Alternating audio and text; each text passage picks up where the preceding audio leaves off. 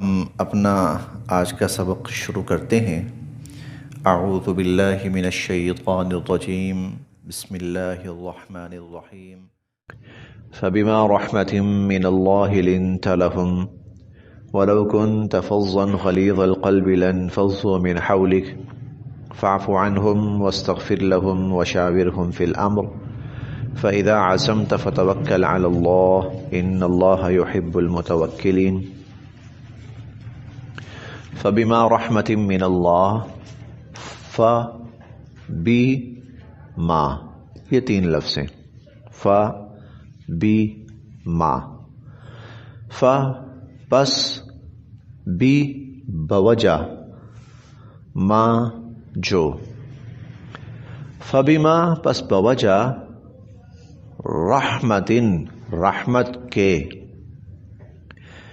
من اللہ اللہ کی طرف سے، فبما رحمت من اللہ پس بوجہ اللہ کی رحمت کے۔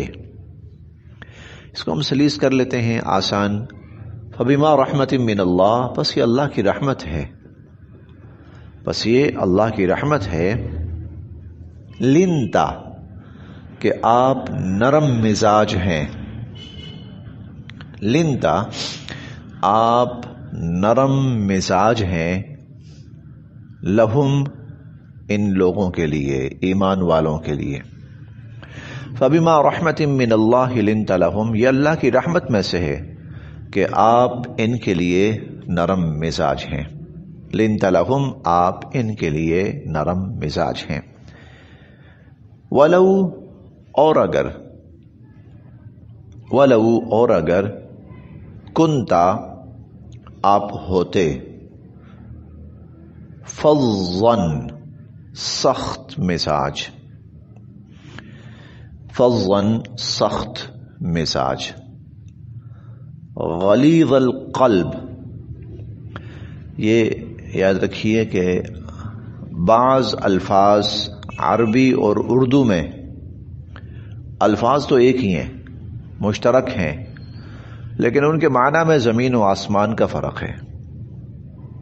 اردو اور عربی میں بعض الفاظ ایک جیسے ہیں، لیکن ان کے معنی میں زمین و آسمان کا فرق ہے۔ اب یہاں غلیظ کا لفظ آ رہا ہے۔ اردو زبان میں جو غلیظ ہے، غلاظت، غلیظ، مغلظات، یہ تعفن، بدبو، گندگی، ان کے لیے استعمال ہوتا ہے اردو زبان میں، جبکہ عربی زبان کے اندر یہی غلیظ کا لفظ غلظ، غلظہ، عربی کے اندر یہ لفظ سخت، خالص، مضبوط، مستحکم کے معنی میں آتا ہے۔ ہم نے بار بار پڑھا ہے میثاقاً غلیظا، پکا وعدہ، پختہ عہد، ہم نے ان سے میثاق غلیظ لیا، پختہ عہد لیا۔ اسی طرح گاڑے دودھ کے لیے لبن غلیظ کا لفظ آتا ہے، لبن غلیظ۔ اگر ہم اپنی اردو کے اعتبار سے دیکھیں تو لبن غلیظ ہم سمجھیں گے کہ شاید گندا دودھ، بدبودار، متعفن دودھ، لیکن لبن غلیظ کا مطلب ہے گاڑا دودھ، بہترین دودھ، گویا یہ صفت ہے، خوبی ہے۔ غلیظ القلب، سخت دل، غلیظ القلب، سخت دل۔ ولو کنت، اور اگر آپ ہوتے، فظاً سخت مزاج، جس کو تند خو بھی کہا جاتا ہے، غلیظ القلب، سخت دل ہوتے، لن فضوا، تو ضرور یہ لوگ منتشر ہو جاتے، من حولک، آپ کے ارد گرد سے۔ اور اگر آپ نرم، آپ سخت مزاج ہوتے، آپ سخت دل ہوتے، تو یہ لوگ آپ کے ارد گرد سے بھاگ جاتے۔ تو یہ اللہ کی رحمت ہے کہ آپ نرم دل ہیں۔ دل کا نرم ہونا، عادات کا نرم ہونا، مزاج کا نرم ہونا، یہ اللہ رب العزت کی بہت بڑی عنایت ہے، بہت بڑی رحمت ہے۔ اور جو شخص جتنا زیادہ دل کا نرم ہوتا ہے اور زبان کا نرم ہوتا ہے، لوگ اتنا ہی اس کے قریب ہوتے ہیں، اور جو زبان کا جتنا بھی تلخ ہوتا ہے اور دل کا جتنا بھی سخت ہوتا ہے، لوگ اسے پرے پرے بھاگتے ہیں، اس سے پرے رہو، اس سے دور رہو۔ تو یہ اللہ کی رحمت ہے آپ پر. ایک جگہ حضور علیہ الصلوۃ والسلام فرماتے ہیں کہ میں تمہیں بتاؤں کون ہے جو اللہ کے بھی قریب ہے, لوگوں کے بھی قریب ہے, اور جنت کے بھی قریب ہے. صحابہ کرام نے فرمایا ضرور. آپ نے فرمایا ہین لین, وہ شخص جو آسان ہے, جو نرم ہے مزاج کا, عادات کا, لوگوں کے ساتھ آسانی کا معاملہ کرنے والا, نرمی کا معاملہ کرنے والا, دل نرم ہے اس کا, زبان نرم ہے اس کی, تو یہ اللہ کی رحمت ہے. فبما رحمت من اللہ, اللہ کی رحمت ہے کہ لنت لہم, آپ ان کے ساتھ نرم مزاج ہیں. اتنے بڑے حادثے کے باوجود یہ آپ کے ساتھ جڑے ہوئے. یہ احد کا حادثہ اتنا بڑا حادثہ ہوا کہ حضور علیہ الصلوۃ والسلام کے سگے چچا, بھائیوں جیسے اور آپ کے مشفقوں جیسے حضرت حمزہ رضی اللہ عنہ کی لاش کے 13 ٹکڑے ہو گئے, کر دیے گئے. اس سب کچھ کے باوجود لوگ آپ کے ساتھ جڑے ہوئے ہیں, صحابہ آپ کے ساتھ متفق ہیں, جڑے ہوئے ہیں. کیوں؟ آپ کی نرم مزاجی. وَلَوْ كُنْتَ فَظًّا, اگر آپ سخت دل ہوتے, غلیظ القلب, سخت مزاج, سخت دل ہوتے, لَنْفَضُّوا مِنْ حَوْلِكَ, تو یہ آپ کے ارد گرد سے بھاگ جاتے, منتشر ہو جاتے. فَاعْفُوا, بس آپ درگزر کیجئے, عنہم, ان سے. فَاعْفُوا عنہم, آپ ان سے درگزر کیجئے. وَاسْتَغْفِرْ, اور اللہ سے بخشش کی دعا کرتے رہیں, لہم, ان کے لیے. واستغفر لہم, اور ان کے لیے اللہ سے بخشش کی دعا کرتے رہیے. وشاورہم, اور آپ ان سے مشورہ لیتے رہیں, فی الامر, مختلف امور میں. وشاورہم فی الامر, اور مختلف امور میں آپ ان سے مشورہ لیتے رہیں. حضور علیہ الصلوۃ والسلام کے ذہن میں یہ خیال بھی آیا ہو کہ ان سے مشورہ نہ ہی لیا جاتا تو اچھا تھا, ان کے مشورہ سے ہی ہم باہر نکلے اور نقصان ہوا. تو اللہ تعالیٰ فرما رہے کوئی بات نہیں, آپ درگزر کیجئے, اللہ سے ان کے لیے بخشش طلب کیجئے, اور آپ ان سے مشورہ کریں. جو مشاورت ہے اس میں اللہ کی طرف سے بہت بڑی خیر ہوتی ہے. مشاورت میں اللہ کی طرف سے بہت بڑی, باقی آزمائش کا آنا اللہ کی طرف سے ایک الگ چیز ہے, لیکن نبی علیہ الصلوۃ والسلام کو پابند فرمایا گیا مشاورت کا, صحابہ کرام سے مشاورت. اسی لیے جن کاموں میں اللہ کی طرف سے کوئی واضح حکم یا ہدایت نہیں ہوتی تھی, حضور صلی اللہ علیہ وسلم ان معاملات میں صحابہ کرام سے مشاورت فرماتے تھے. صحابہ کرام سے حضور علیہ الصلوۃ والسلام مشاورت فرمایا کرتے تھے. کئی مواقع پر آپ فرماتے تھے اشیروا الیہ, مجھے مشورہ دو, میں کیا کروں. غزوہ بدر کے قیدی, تو ان کے بارے میں کیا کیا جائے ان کا. حضور علیہ الصلوۃ والسلام نے صحابہ کرام سے مشورہ کیا, مشاورت ہوئی باقاعدہ. پھر مشاورت سے جو طے پایا گیا تو اس کے مطابق پھر ان قیدیوں کے ساتھ معاملہ کیا گیا. وہ ہم انشاءاللہ 10ویں پارے میں پڑھیں گے سورہ الانفال کے اندر.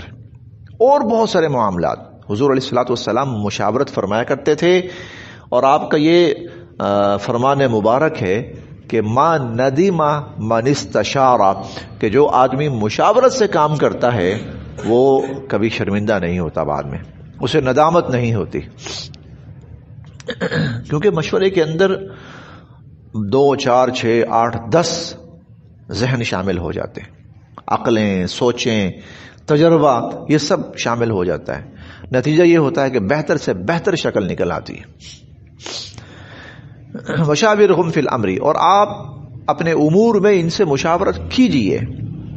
فَإِذَا, پھر جب, عزمت, آپ کوئی پختہ ارادہ کر لیں, مشاورت کے بعد ایک بات طے ہو گئی, فتوکل, تو پھر بھروسہ کیجئے, علی اللہ, اللہ پر, تو پھر اللہ پر بھروسہ کیجئے. ہاں یہ ضرور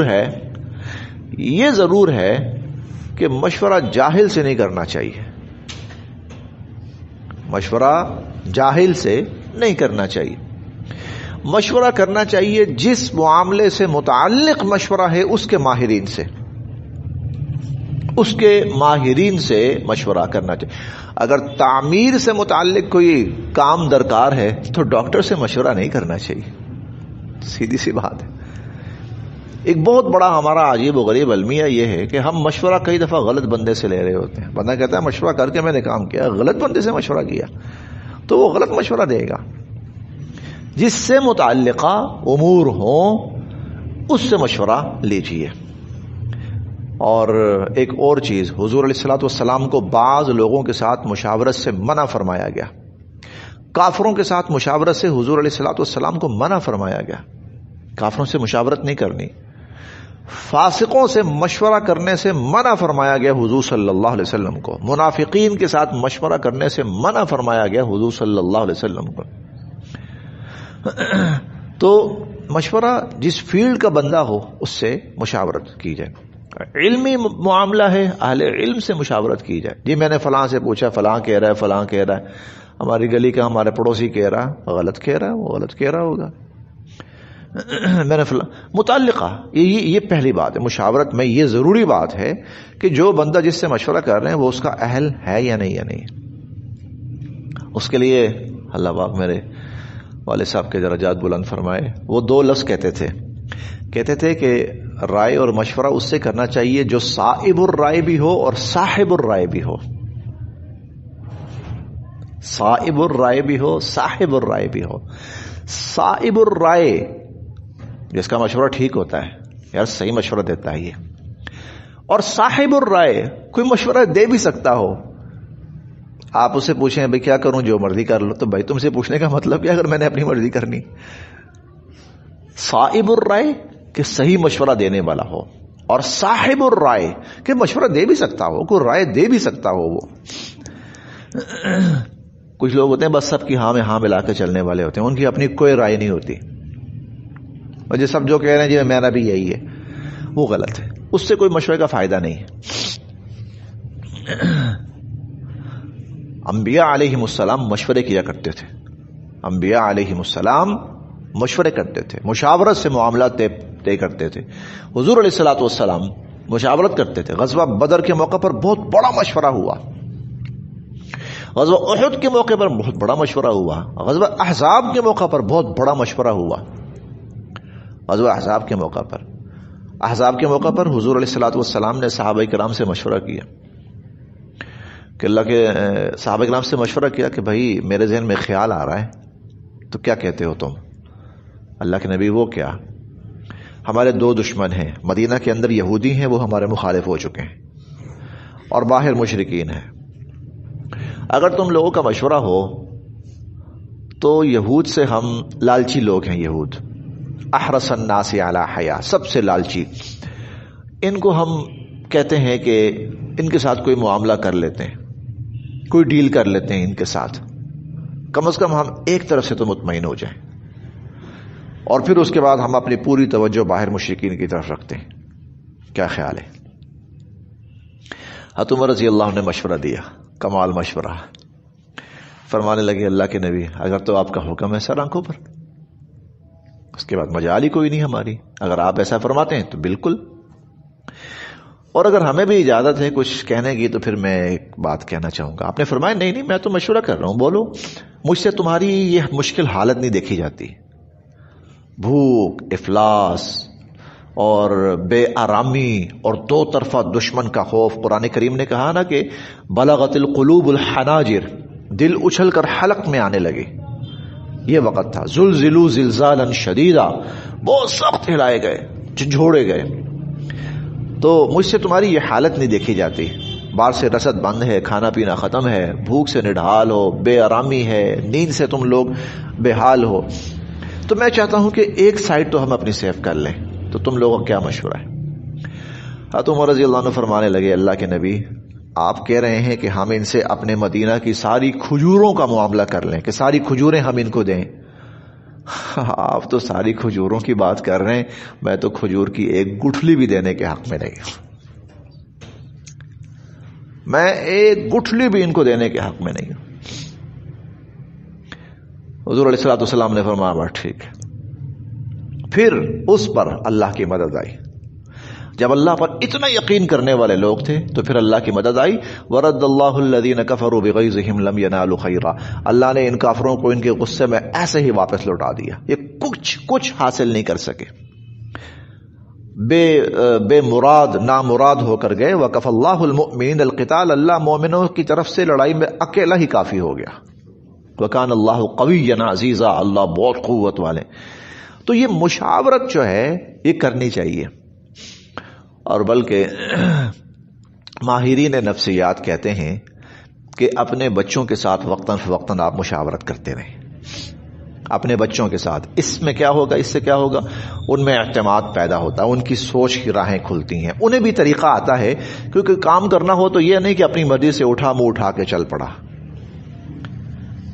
تو جو بڑے لوگ ہوتے ہیں ان کے بہرحال بڑے مشورے ہوتے ہیں. وہ ہے تو ایک لطیفہ صحیح ہے, چلیں ساتھ ساتھ وہ بھی سن ہی لیتے ہیں. وہ کہیں بارات جا رہی تھی تو لڑکی والوں کی طرف سے شرط یہ رکھی گئی کہ جناب آپ تشریف لائیے, بالکل آئیے, لیکن ایک شرط ہے, بزرگ کوئی نہیں ہونا چاہیے, بڑا کوئی نہیں ہونا چاہیے, نوجوان آئے بس اس عمر کی حد تک, بزرگ کوئی نہیں ہونا چاہیے. تھوڑا سا ان کا ماتھا ٹھنکا کہ یہ معاملہ کیا ہے, بزرگ نہ ہو, کرنا کیا چاہتے ہیں ہمارے ساتھ. چلو ٹھیک ہے. ایک بزرگ کو کسی نہ کسی طرح چھپا چھپو کرنا, وہ ساتھ لے گئے. بارات وہاں پہنچی.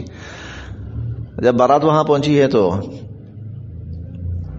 آگے جی کوئی بزرگ تو نہیں ہے جی, کوئی نہیں, دیکھ لیں آپ کے سامنے ہی ہے سب. نے کہا جی ٹھیک ہے, آپ بارات لے کر آئے ہیں, لڑکی لے کے جانی ہے, لے کے جائیے گا. ایک شرط ہے. وہ کیا, کتنے آدمی ہیں, 100. ٹھیک ہے جی, 100 بکرے کھانے پڑیں گے, ہر بندہ ایک بکرا کھائے. ٹھیک ہے, کھا لیا تو بارات لے جائیں, لڑکی لے جائیں, نہیں تو جائیں خالی ہاتھ. پریشان, یہ ایک بندہ ایک بکرا کیسے کھا سکتا ہے, کیا کریں. تو وہ کچھ کہنے لگے, یار اب وقت ہے بابا جی کا, ان سے مشورہ لیں, پوچھیں تو صحیح بات کیا ہے. بابا جی کے پاس آئے, چھپ چھپا کر, بابا جی کو خفیہ رکھا ہوا تھا. بابا جی مسئلہ پیش آ گیا ہے. مسئلہ کیا ہے؟ مسئلہ یہ ہے, وہ تو کہہ رہے ہیں کہ 100 بندے ہو 100 بکرے کھاؤ, تو ہم کیسے کھائیں گے. تو نہیں کھاتے تو خالی ہاتھ جائیں گے, یہ تو تمان جائے ہمارے منہ پر, بارات جائے اور خالی ہاتھ واپس آ جائے. بابا جی کہنے لگے مسئلہ ہی کوئی نہیں ہے, کون سا مسئلہ ہے. انہوں نے کہا ٹھیک ہے کھائیں گے ہم, لیکن صرف اتنا ہے, ایک چھوٹا طریقہ ہمارا اپنا ہوگا کھانے کا. اچھا جی, وہ کیا, آپ ایک ایک بکرا لے کے آتے جائیں. ایک بکرا ریڈی ہو کے آیا, 100 بندوں کے سامنے بکرا کیا تھا, 10 منٹ 5 منٹ میں ختم, لے آؤ جی دوسرا بکرا. وہ جب 5-6 بکرے کھائے کہ انہوں نے کہا جی السلام علیکم, ہم اپنی شرط سے دستبردار ہوتے ہیں, دلہن لے جائیں. مشورہ, بڑوں کا مشورہ, اس میں بڑی برکت ہے, اس میں بڑی خیر ہے, معاملات سلجھتے ہیں. انہوں نے زندگی گزاریاں ہیں, ان کے تجربے ہیں, تو اپنا وہ جو مشورہ ان کے پاس ہے نا, وہ اپنے مشورے کو شیئر کریں. وہ اپنا تجربہ اپنی اولادوں کے ساتھ, اپنے بچوں کے ساتھ, تاکہ ان کے اندر بھی طریقہ آئے کہ کوئی معاملہ جب حل کرنا ہوتا ہے تو کچھ 1-2 لوگوں سے, بڑے لوگوں سے مشورہ کرنا ہے. پھر جب یہ مشورہ کریں گے نا تو ان کو بہت سی کام کی باتیں بتائیں گے کہ بیٹا ایسے کر لو, ایسے کر لو, ایسے کر لو, اس میں یہ فائدہ, اس میں یہ فائدہ, اس میں یہ نقصان ہے. نوجوان جذبات میں آ کر کوئی بہت بڑا قدم اٹھانے والے ہوتے ہیں, وہ غلط ہوتا ہے بالکل. آپ نے دیکھا ہوگا نوجوان 4-5 اکٹھے ہو جائیں نا, کسی چھوٹی موٹی لڑائی ہو جائے اور بندہ اٹھا لو ان کا, مذاق ہے. اب وہ جذبات میں اٹھا لیں گے, پھر اب بھگتے ہیں 50 سال کے لیے, دشمنیاں پڑ گئیں. اب بڑا ہوتا ہے, آرام سے بیٹھو, بے وقوف ہو, کیا حماقت کرنے لگے ہو, دماغ ٹھیک ہے تم لوگوں کا. اب یہ بڑے ہوتے ہیں. حضور علیہ الصلوۃ والسلام کو سامنے رکھ کر, آپ کو حکم دے کر پوری امت کو ایک طریقہ سکھایا گیا ہے کہ وشاورہم فی الامر, کہ تم حضور سے بڑے نہیں ہو. جب حضور علیہ الصلوۃ والسلام کو حکم ہے کہ مشاورت سے اپنے معاملات طے کرو, تو پھر تم کیا, تمہاری تو عقلیں ہی کچھ نہیں ہے ان کے مقابلے میں. وشاورہم فی الامر, اور آپ ان سے مشورہ کیجیے. فاذا عزمت, اور پھر جب ایک بات طے ہو جائے, فتوکل علی اللہ, پھر اللہ پر بھروسہ کیجیے. ان اللہ, بے شک اللہ تعالی, یحب, پسند فرماتے ہیں, المتوکلین, بھروسہ کرنے والوں کو. پھر جو اللہ پر بھروسہ کرتے ہیں اللہ تعالیٰ ان کو پسند فرماتے ہیں. ان ینصرکم اللہ, اگر ینصر, مدد کریں, کم, تمہاری اللہ اللہ ان ینصرکم اللہ اگر اللہ تمہاری مدد کریں فلا تو نہیں غالبہ کوئی غالب آ سکنے والا لکم تم پر فلا غالب لکم تو پھر کوئی تم پر غالب نہیں آ سکنے والا ان ینصرکم اللہ اگر اللہ تعالیٰ تمہاری مدد کریں فلا غالب لکم تو کوئی تم پر غالب نہیں آ سکنے والا وَإِن اور اگر یخذلکم یخذل وہ چھوڑ دیں کم تمہیں اور اگر اللہ تعالیٰ تمہیں چھوڑ دیں اور اگر اللہ تعالیٰ تمہاری مدد چھوڑ دیں فمن ذا تو پھر کون ہے الذی جو ینصرکم تمہاری مدد کر سکے من بعدہ اللہ کے بعد فمن ذا الذی ینصرکم من بعدہ تو پھر کون ہے جو اللہ کے بعد تمہاری مدد کر سکے وعلی اللہ اور اللہ تعالیٰ پر ہی فلیتوکل بھروسہ کرنا چاہیے المؤمنون ایمان والوں کو وعلی اللہ فلیتوکل المؤمنون پھر اللہ پر ایمان والوں کو پھر اللہ پر ہی بھروسہ کرنا چاہیے بھروسے کا مطلب کیا ہے اب یہ بھی سمجھ لیا جائے کہ اپنی بساط بھر اور اپنی سمجھ بوجھ کے مطابق ہم نے ایک چیز طے کی ہے اور ہم اس پر چل پڑے ہیں اب اس کا انجام کیا ہوتا ہے جو اللہ چاہیں گے بس اور اللہ کی طرف سے جو بھی انجام ہوگا ہم اس پر راضی یہ اب اس کا انجام کیا ہے جو اللہ چاہیں گے نہیں بسا اوقات منظور ہوگا اللہ کو کوئی بات نہیں وعلی اللہ فلیتوکل المؤمنون اللہ کی ذات پر ایمان والوں کو بھروسہ رکھنا چاہیے وما کانا اور نہیں ہے یہ کام لنبی نبی کا وما کانا لنبی اور نبی کا تو یہ کام ہے ہی نہیں یا یہ کہ نبی تو یہ کر سکتے ہیں ہی نہیں ان یغل کہ وہ خیانت کر جائیں وما کانا لنبی ان یغل نبی تو خیانت کر سکتے ہی نہیں ہے ومن اور جو یغلل خیانت کرے گا یاتی تو وہ لائے گا بما غل جو اس نے خیانت کی یوم القیامہ قیامت کے دن وہ اپنی خیانت کی ہوئی چیز قیامت کے دن لائے گا ومن یغلل اور جس نے خیانت کی یاتی بما غل یوم القیامہ وہ اپنی خیانت کی ہوئی چیز قیامت کے دن لائے گا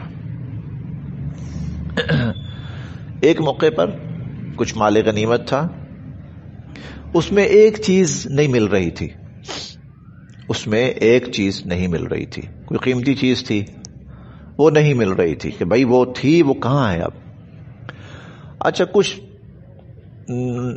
ناعاقبت اندیش قسم کے لوگ کسی کی زبان سے نکل گیا ہو سکتا ہے حضور کو پسند آئی ہو تو حضور نے خود رکھ لی ہو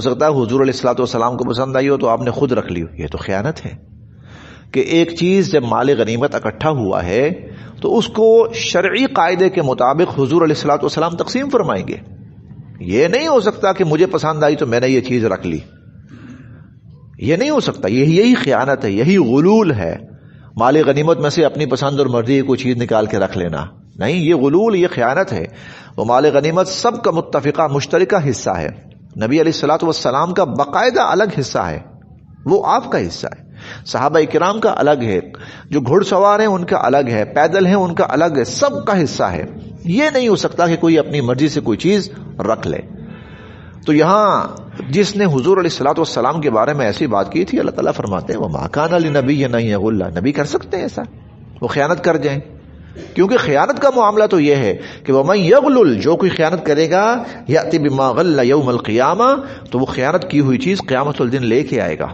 اور اس کا معاملہ اس کا تعلق صرف حضور علیہ الصلوۃ والسلام یا مال غنیمت سے نہیں ہے تمام کے تمام امور ہماری زندگی کے تمام امور جب ہم امانت کہیں امین بنتے ہیں جب ہم کوئی چیز ہمارے سپرد کی جاتی ہے ہمیں امانت دار بنایا جاتا ہے وہاں پر ہم خیانت کریں گے تو کل قیامت کے دن وہ چیز ہمیں اللہ کے سامنے پیش کرنی پڑے گی ہم تو دنیا میں لوگوں کے سامنے پیش نہیں کر سکتے، تو اللہ کے سامنے کون پیش کرے گا؟ یأتی بما غل یوم القیامہ، وہ خیانت کی ہوئی چیز وہ لے کے آئے گا قیامت کے دن. ثم پھر توفا پورا بدلہ دیا جائے گا، کل نفس ہر شخص کو، ما کسبت جو اس نے کیا.